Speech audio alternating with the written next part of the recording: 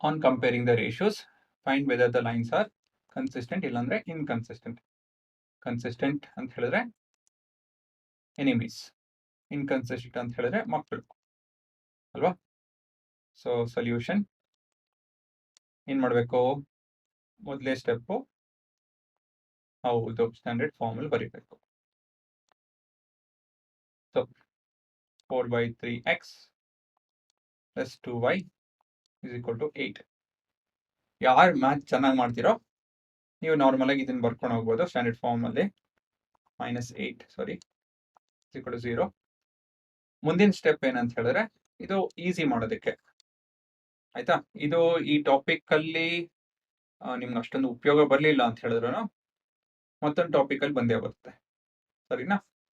So ಇಲ್ಲಿ ಏನ್ ಜೊತೆ ಮಲ್ಟಿಪ್ಲೈ ಮಾಡಿದ್ರೆ ಒಳ್ಳೇದು, ಯಾವ ನಂಬರ್ ಜೊತೆ, ಇಂಟು 3.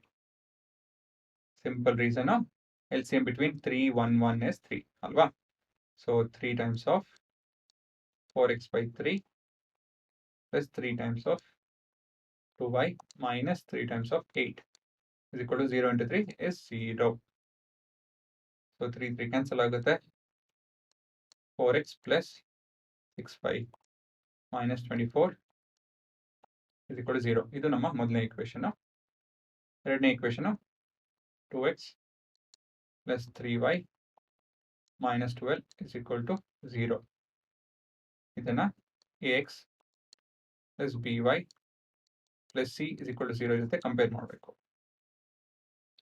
ಇವಾಗ ರೇಷಿಯೋಸ್ ಬರ್ಕೋಣ. ರೇಷಿಯೋಸ್ ಅಲ್ಲಿ a1/a2 which is equal to 4/2, 2/1.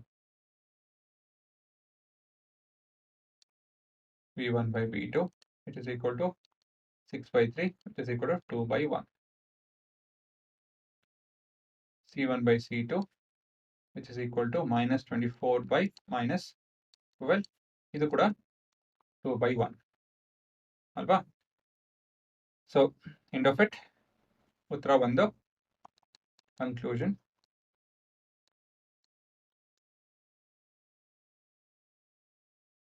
as a1/a2 is equal to b1/b2 which is also equal to c1/c2 ಅಲ್ವಾ. ಮೂರನ್ನು ಈಕ್ವಲ್ ಆಗಿದೆ. ಹಾಗಾಗಿ ಪ್ರಶ್ನೆ ಏನು, ಕನ್ಸಿಸ್ಟೆಂಟ್ ಇನ್ಕನ್ಸಿಸ್ಟೆಂಟ್ ಅಂತ ಹೇಳಿ. This implies the lines are neither consistent nor inconsistent.